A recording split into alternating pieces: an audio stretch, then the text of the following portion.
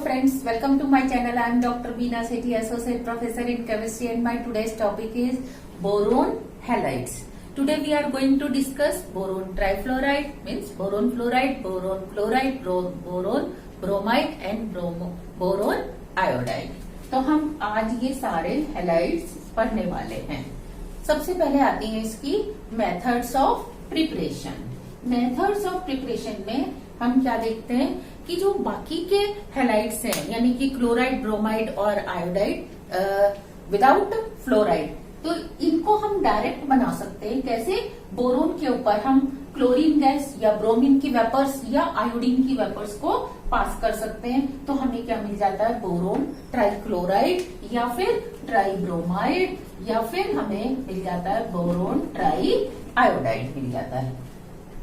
दूसरा, अगर हम ऑक्साइड लेके चले बोरोन का, तो भी हम कार्बन की प्रेजेंस में क्लोरीन, ब्रोमीन, आयोडीन कोई सी भी गैस पास करते हैं, तो हमें क्या मिलता है? बोरोन क्लोराइड मिलता है, या फिर बोरोन ब्रोमाइड मिलता है, या फिर बोरोन आयोडाइड मिलता है, और साथ में मिलती है कार्बन मोनोऑक्साइड। तो ये जो गैस मिलती है बोरोन ट्राइक्लोराइड वगैरह, इसको हम क्या करते हैं? यू ट्यूब में पास करके, सील्ड यू ट्यूब में इसको ठंडा करके कनेक्ट कर लेते हैं। लेकिन अगर हमें फ्लोराइड बनाना है, तो बोरोन फ्लोराइड बनाने के लिए हम बोरोन ऑक्साइड को इंस्टेड ऑफ कार्बन क्या करते हैं? कैल्शियम फ्लोराइड की प्रेजेंस में H2SO4 से रिएक्ट कराते हैं, तो हमें क्या मिलता है? कैल्शियम सल्फेट और बोरोन फ्लोराइड मिलता है। साथ में हम बोरोन ऑक्साइड की रिएक्शन अगर सील्ड ट्यूब ले लें, क्या ले लें? हम दोनों तरफ से सील्ड ट्यूब ले लें, उसमें हम PCl5 से रिएक्शन कराएं 150 डिग्री सेंटीग्रेड पे, तो we get phosphorus oxychloride and boron chloride. Boron chloride से अगर हमें बोरोन आयोडाइड बनाना है, तो हम इसको रिड्यूस कर देते हैं। कैसे? कि HI से रिएक्शन करा देते हैं। रिड्यूस भी नहीं, बल्कि ये कहना चाहिए सब्स्टिट्यूशन रिएक्शन हो जाती है, कि यहाँ से क्लोरीन सब्स्टिट्यूट हो जाता है और आयोडीन इसमें आ जाता है। नेक्स्ट, अगर हम इसका NaBH4 की रिएक्शन आयोडीन से कराते हैं, तो भी हमें क्या मिलता है? बोरोन आयोडाइड्स मिलते हैं। तो ये थी इसकी methods of preparation. These are the chemical properties of boron halide.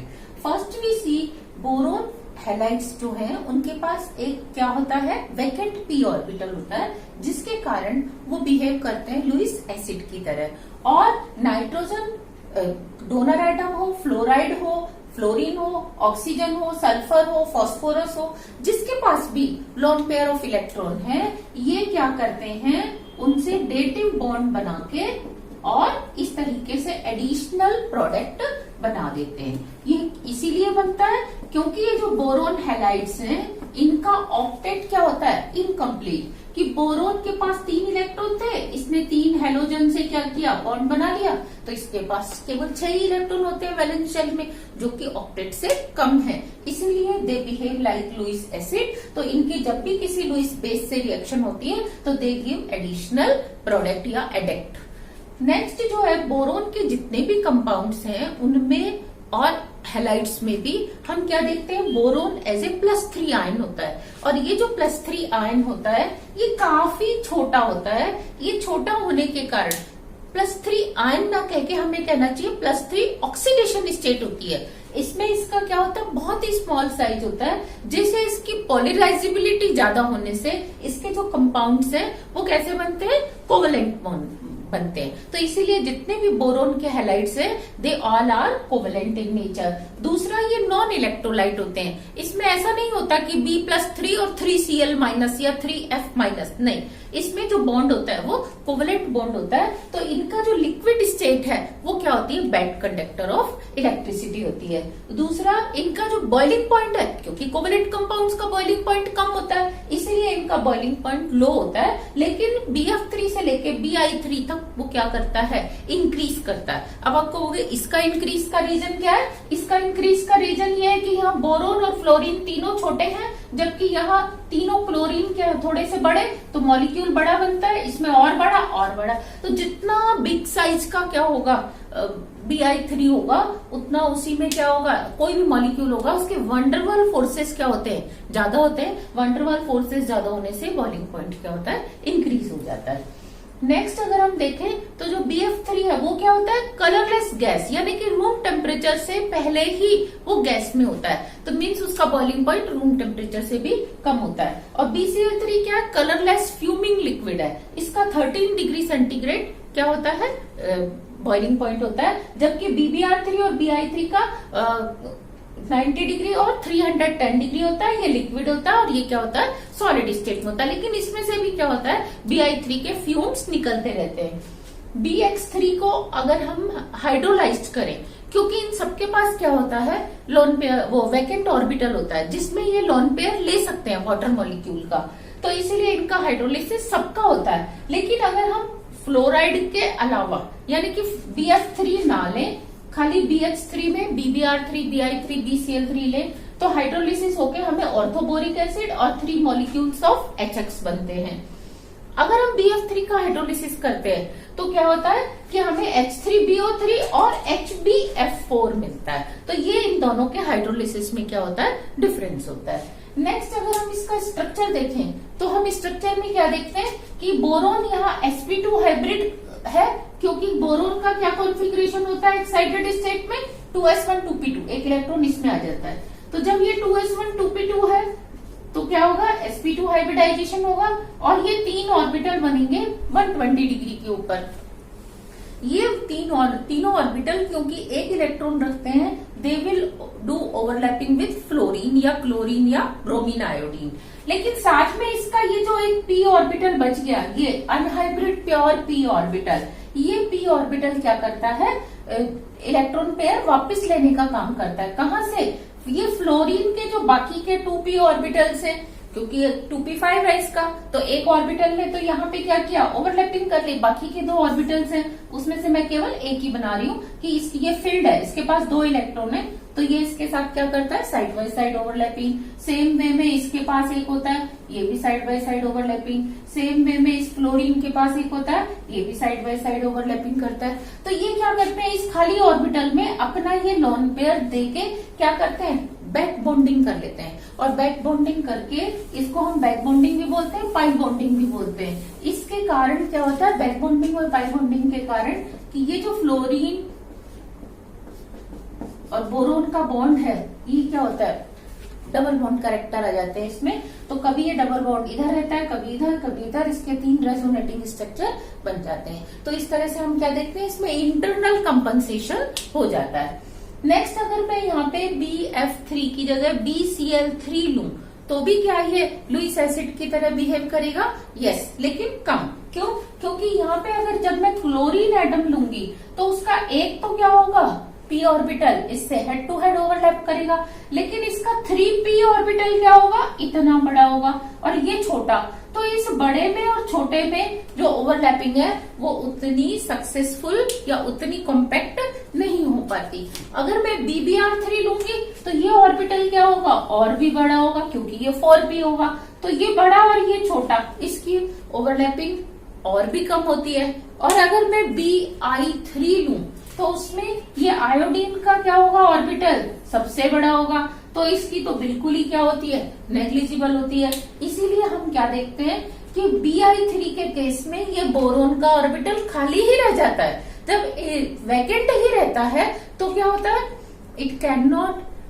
It is not occupied with this, तो it can take electrons from others. यानी कि अगर यहाँ पे कोई डोनर एटम आ गया तो ये उससे इजीली इलेक्ट्रॉन ले सकता है। जबकि BF3 में क्या था, ये यहीं से फील्ड था, यहाँ पे अगर अमोनिया आएगा तो ये उससे उतनी इजीली नहीं ले पाएगा। तो हम क्या देखते हैं, इसका जो सीक्वेंस है एसिडिटी का, वो हमें क्या मिलता है, BBr3 less than BCl3, BF3 less than BCl3 less than BBr3 less than BI3।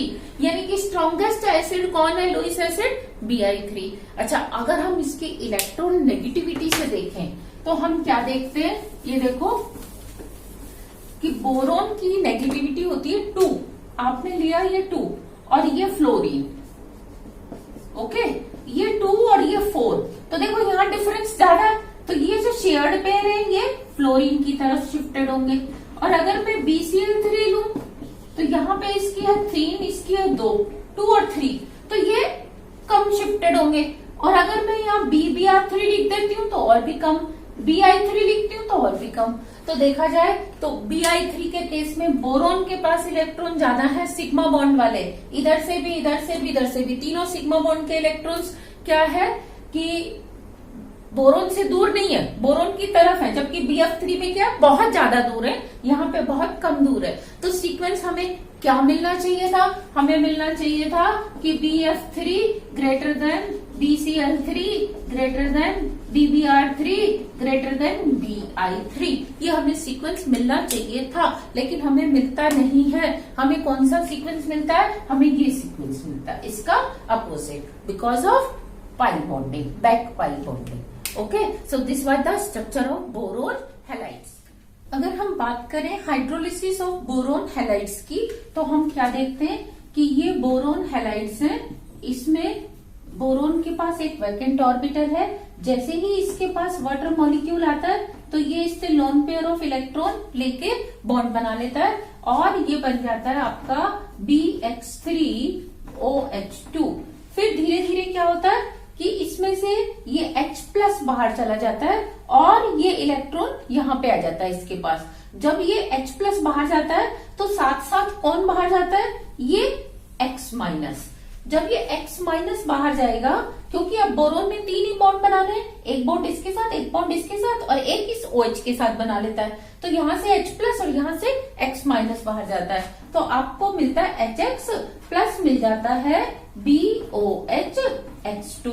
फिर दोबारा से क्या होगा? एक और वाटर मॉलिक्यूल आएगा, फिर एक और X- और H+ बाहर निकल जाएगा, फिर एक और निकल जाएगा। तो इस तरीके से लास्ट का जो प्रोडक्ट होता है वो हमें मिलता है ऑर्थोबोरिक एसिड, और एक एक करके सारे हैलाइड्स जो है सब्स्टिट्यूट हो जाते हैं किससे?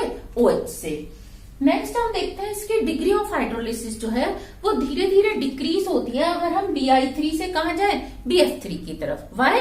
Because Bi3 में ये जो ऑर्बिटल है इट इज 100% वैकेंट। Why?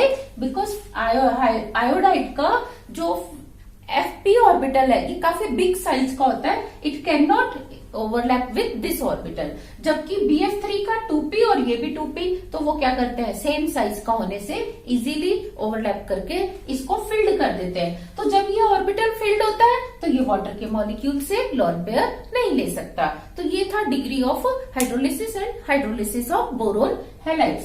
अगर हम इसकी एप्लीकेशंस देखें तो हम क्या देखते हैं? Bf3 is used as a catalyst in so many organic reactions. Aromatic chemistry में तो बहुत ही ज्यादा काम में आता है। और दूसरा BCl3 जो है it is used for extraction of boron, यानी कि बोरोन की मेटलर्जी में हम BCl3 को काम में लाते हैं। तो these two are the main applications of boron halides. Thank you.